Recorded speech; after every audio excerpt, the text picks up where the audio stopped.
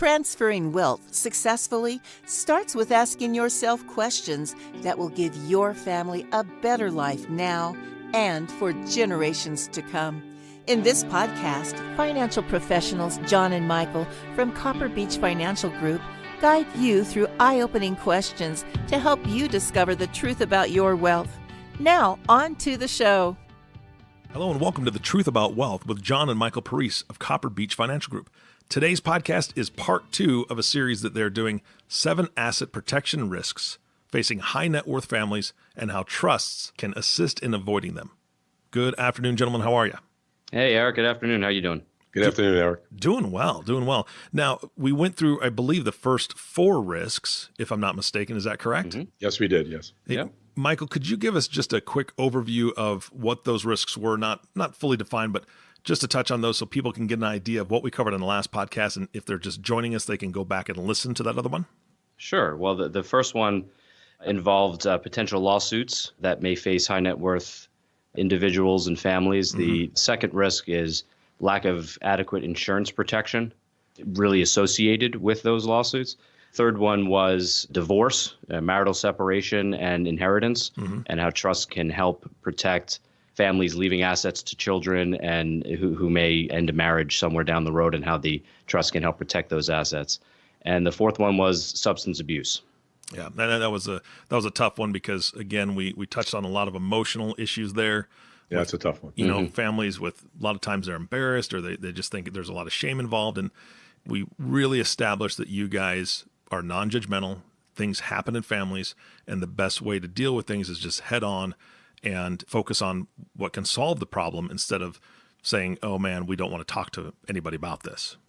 Sure. And of course, with a lot of these strategies that we're going to talk about, you can utilize these trusts to help protect the family should something like that arise somewhere down the road. So you have a good protective format in place should that ever occur. We obviously hope it doesn't. But as you said, sometimes that does pop up, and you can kind of build these structures to really protect against that. Yeah, absolutely. All right, we got the last 3 to go. We've done the first 4. What is risk number 5?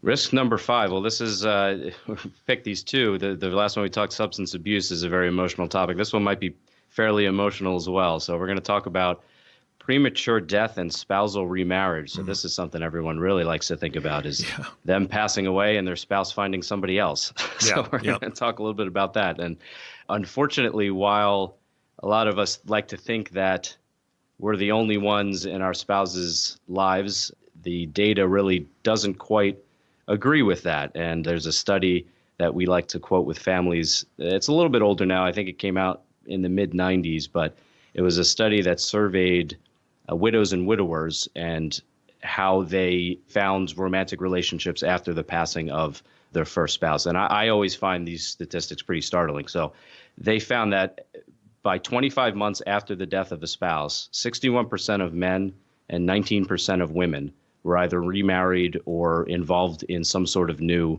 romantic relationship. So when we talk about this event occurring, it can actually occur should there be a premature passing. And we really talk a lot about this with younger individuals. Yeah, Eric, a few years back, I attended a presentation in New York by an attorney.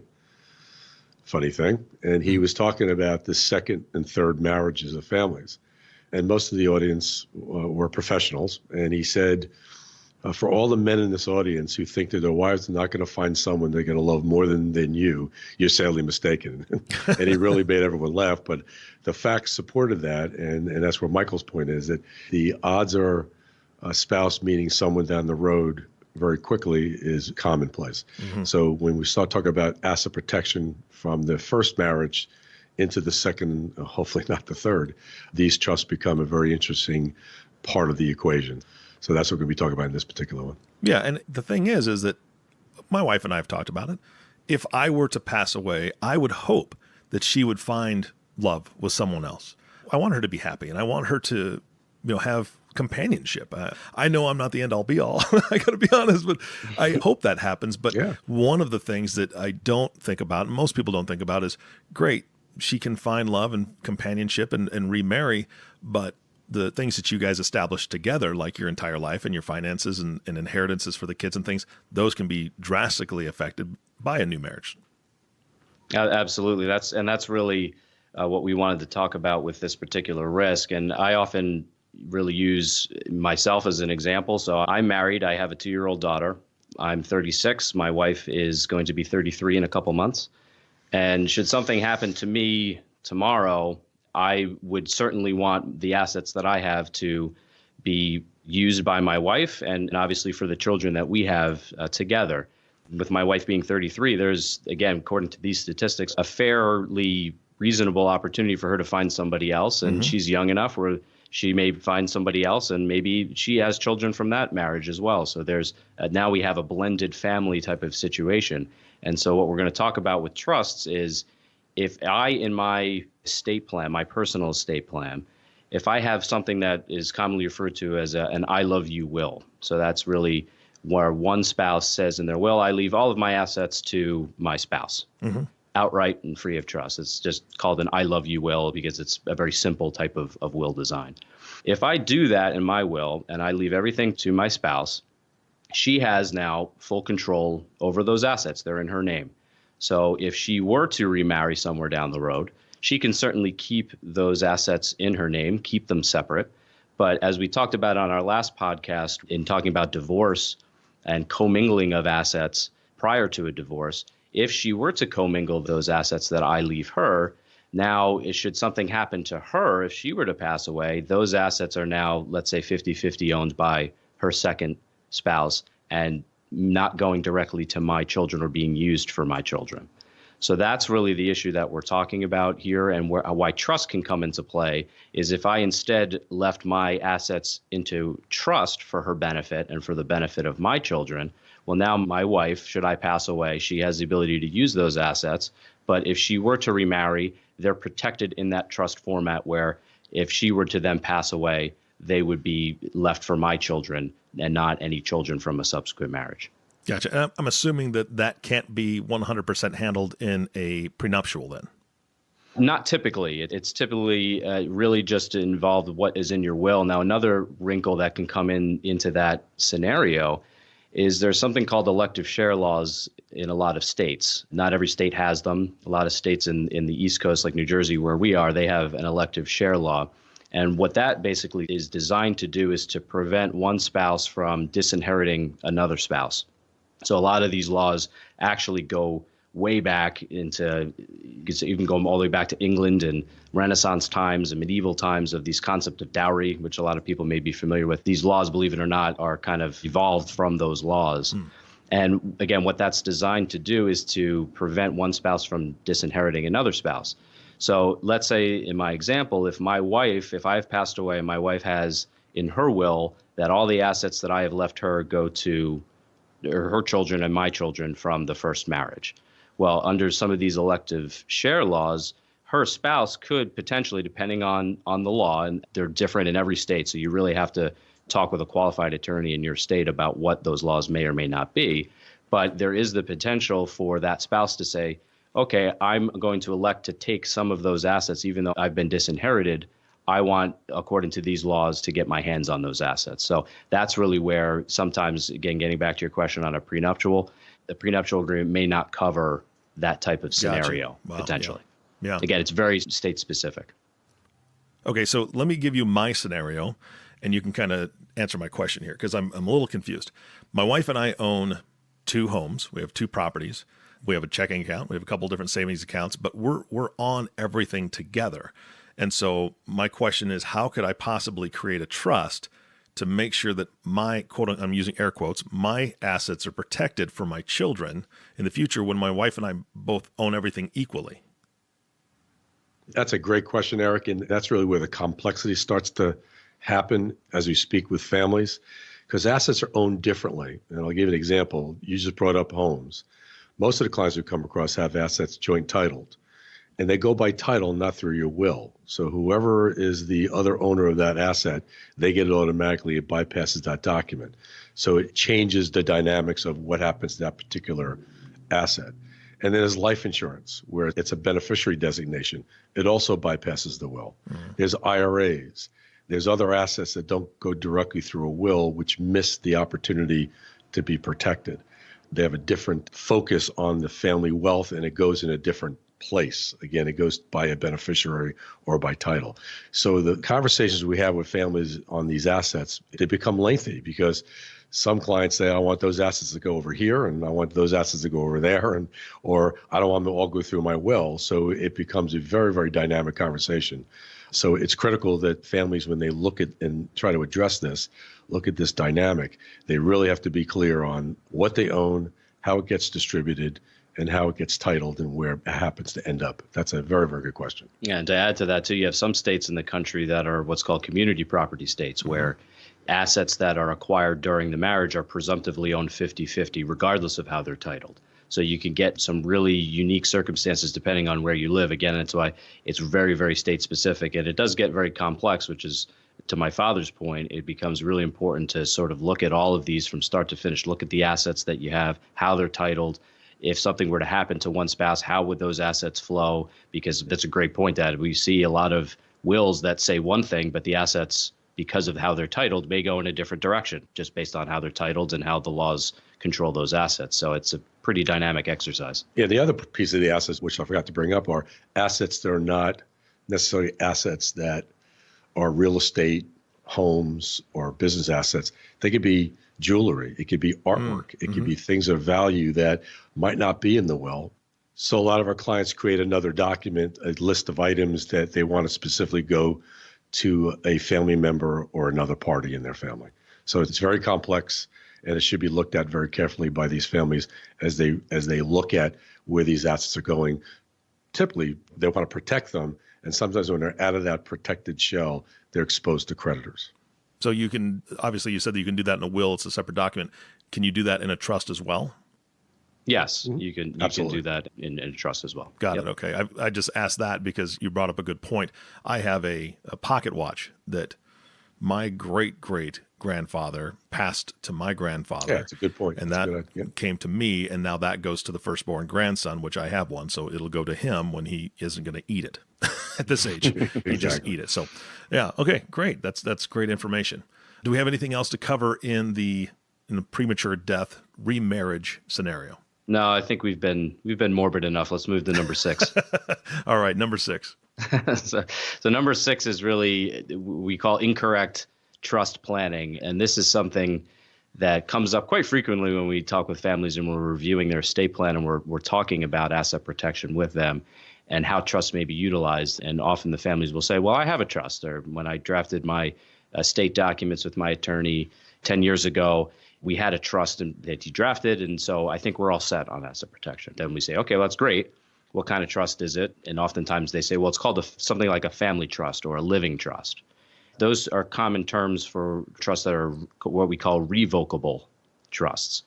Revocable meaning they can be changed at any point in time. And typically, when assets are owned by those revocable trusts, in most states, almost every state that I'm aware of, those types of trusts provide very little to almost no asset protection whatsoever because they're really what are considered alter egos of the person themselves. So that is a type of asset protection risk that a lot of our families maybe aren't thinking about or think that they have it in place when they really don't. Wow. Happens all the time. Yep. When we're going through those, if asset protection becomes a concern for the family, oftentimes we'll look at what are called irrevocable trusts. And typically irrevocable trusts are ones that cannot be changed or have very limited ability to change them once they're in force. And because they can't be changed, assets that are then transferred to those trusts typically have much better asset protection features than revocable trusts. Gotcha. Does that go back to what we were talking about on the last podcast with potential lawsuits? Is a revocable trust more vulnerable to lawsuits than an irrevocable trust?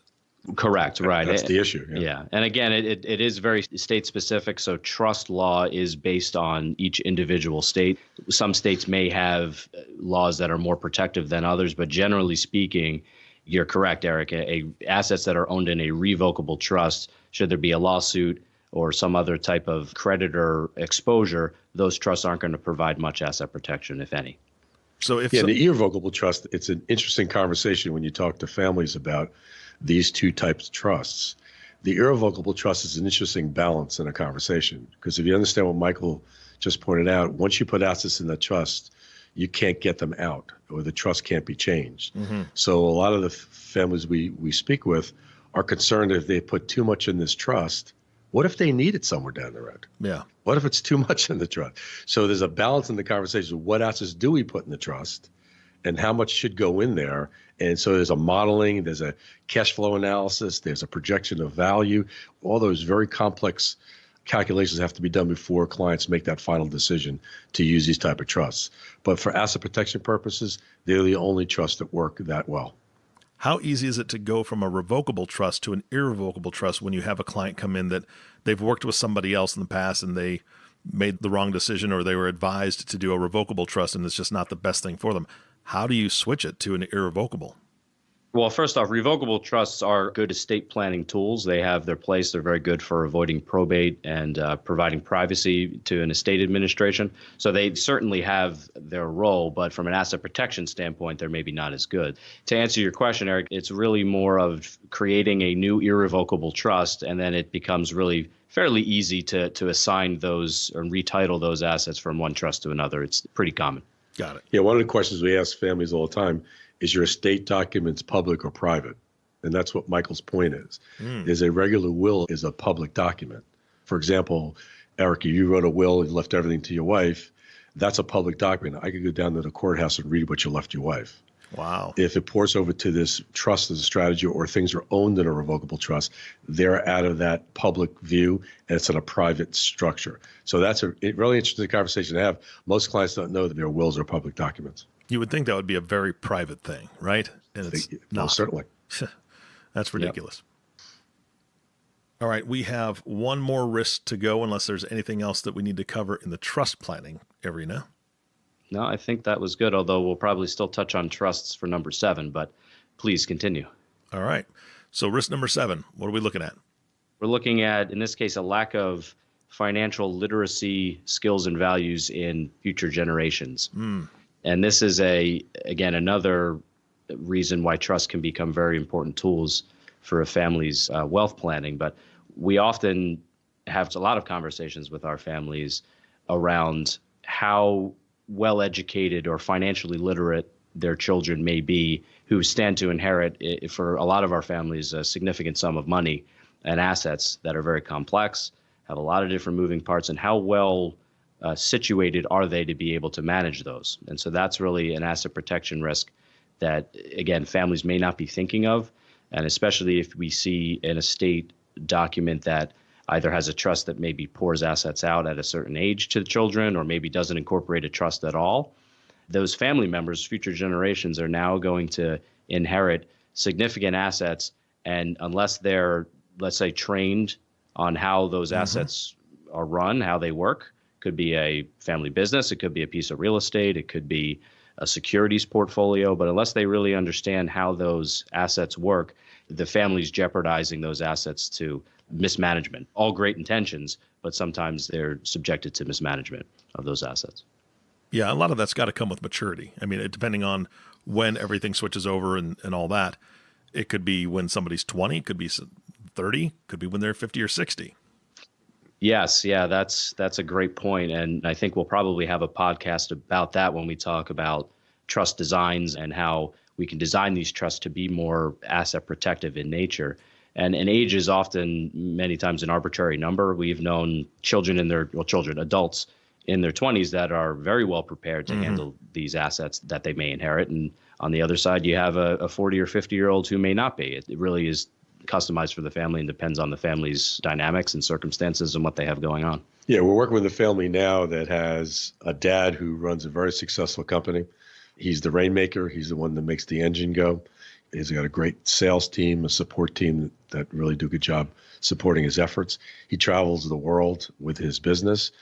And one of the challenges we have, the main player inside the company other than himself is his son, who's 25 years old. And when I asked him a question, if something happened to you tomorrow, Mr. Client, who takes over the business? He said, well, my son's in a good position. He's learning. He's doing a pretty good job. But I want to think about that for a second. I'm going to take this very large asset, give it to a 25-year-old young man who's probably very bright, and he is, by the way. But what expertise or what experience does he have to now take over the business that dad created and not have any protection around that?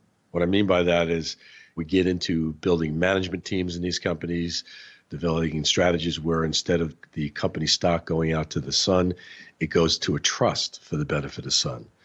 So there's a lot of different areas where there's a lot of risk involved in very large assets, and a lot of detail work has to be done in that regard. Yeah. This has got to be a tough conversation to have with a family, I would assume, because nobody wants to hear that their kids aren't aren't ready for this, or aren't smart enough for it, or aren't sophisticated enough, or mature enough, whatever that is. Nobody wants to hear that about their kids. How do you guys have this conversation?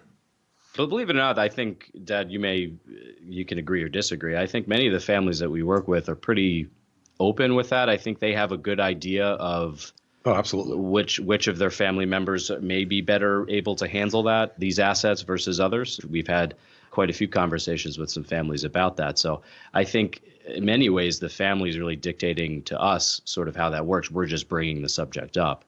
But your question's well taken, Eric. It's not sometimes the easiest conversation for families to think about, but it's one of the things that they hire us to sort of be the catalyst for. Yeah, to go back to this case I was just referencing, Eric, to finish the conversation, where's the real risk in that transaction? Well, the son might not be able to run the business because now he's got all that responsibility.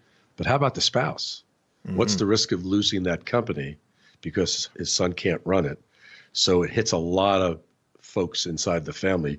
Particularly in this case, the spouse was going to be at risk of taking this very large asset and potentially having a fire sale if it's not run properly. And now the whole dynamics of the family changes. So it gets critical. And to elaborate on your question from a little earlier, Eric, we do family meetings with all of our families. That's part of our process.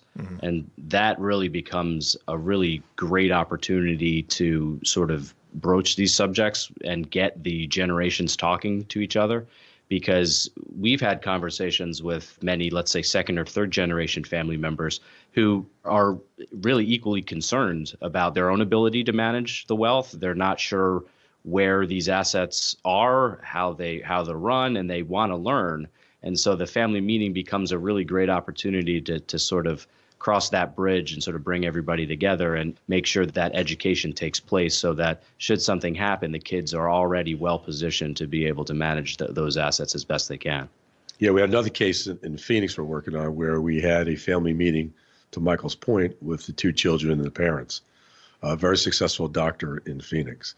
And his youngest son said to his mother, "Mom, you give me $1,000 a month every month, which is great. You help me in a great way. But you're really not teaching me about money. I mean, I look at all the real estate that you folks get involved with. I want to learn more about the real estate, how you get involved with it, how do you buy it, how do you manage it. I need to get more involved in that." So the parents looked at Michael and I and said, okay, that's a great question. So I turned around to the parents and said, that condo you have over here, do you really need that? And they said, no, we really don't. Why don't we take that condo and put it in the trust and let the boys run the real estate inside the trust and teach them how to run it, let them collect rent, let them run the property, manage the property. And the family thought it was a great idea. And Michael's now, over the last couple of weeks, working with the attorney to transfer that asset to the trust, and the boys are going to run it. And the conversation, they were so excited after that this is going to work out great. Now, what just happened? We had Generation 1 and 2 come together on a joint effort to teach Generation 2 how to manage the responsibility, i.e. this piece of real estate. Very neat conversation. Everybody left that meeting very excited, which is a wonderful conversation. Yeah, it's beautiful. I mean, that goes back to something you guys have said before. It makes me very, very happy to hear that you guys work on family mission statements. And I think that falls right under, right? That falls under that family mission statement. They want them to succeed. Whatever that statement says, we know that family wants multiple generations from now to succeed. What a great opportunity for those guys. And that's a proud moment for a parent when your son says something that wise. You know what? I need to learn more about what you guys do. I need to learn more about the real estate side because I need to learn more about how this entire world works. I would love it if my son would say that more often to me. That'd be great. And the close of that session was kind of funny. I took the older son aside. I said, "So what'd you think about the meeting?" And he said, he calls me Uncle John. He said, Uncle John, that was a great meeting. And I said, and you're going to work very well with Michael in the future. And he looked at me with a funny face. He smiled. He goes, you're right, because you're my dad's advisor. Michael's mine. That's the generational piece that we built at Copper Beech, where the younger generations are looking at Michael as their peer or as their mentor versus me, although they look at it as a group. But it's an interesting dynamic when you look at the succession of families and also succession of a practice to help these children understand that someone's going to be there to help them. That's fantastic. Guys, thank you so much. This is a great podcast today. All right, no problem. It was we always have a lot of fun, you are. Yep. All right. Thank you all for listening today to the Truth About Wealth podcast with John and Michael Parise. If you have not subscribed to the podcast yet, please click the subscribe now button below. This way, when John and Michael come out with a new podcast, it'll show up directly on your listening device. This is important because the topics that they're covering, these spark questions in people's minds. I'm hoping you're listening to this saying, you know what? There's a lot of information within this small package that I need to figure out for myself and for my family and for the future generations of my family. Please reach out to John and Michael. They are more than happy to talk to you, more than happy to meet with you. Obviously, you can hear them on here. They're great, and they work really well together. Again, it's great for you to share these with your friends and family if you have an opportunity. I'm sure that they could learn a lot as well. Thanks again for listening today. For everyone at Copper Beech Financial Group, this is Eric Johnson reminding you to live your best day every day. We'll see you next time. Thank you for listening to the Truth About Wealth podcast. Click the subscribe button below to be notified when new episodes become available. The information covered and posted represents the views and opinions of the guest and does not necessarily represent the views or opinions of Copper Beech Financial Group. The content has been made available for informational and educational purposes only. The content is not intended to be a substitute for professional investing advice. Always seek the advice of your financial advisor or other qualified financial service provider with any questions you may have regarding your investment planning. Securities offered through American Portfolio Financial Services Incorporated, a member of FINRA SIPC. Investment advisory and financial planning services offered through American Portfolio Advisors Incorporated, an SEC-registered investment advisor. Copper Beech is an unaffiliated entity of APFS and APA. Any opinions expressed in this forum are not the opinion or view of American Portfolios Financial Services Incorporated, APFS, or American Portfolios Advisors Incorporated, APA, and have not been reviewed by the firm for completeness or accuracy. These opinions are subject to change at any time without notice. Any comments or postings are provided for informational purposes only and do not constitute an offer or a recommendation to buy or sell securities or other financial instruments. Readers should conduct their own review and exercise judgment prior to investing. This material is for informational purposes only. Neither APFS nor its representatives provide tax, legal, or accounting advice. Please consult your own tax, legal, or accounting professional before making any decisions.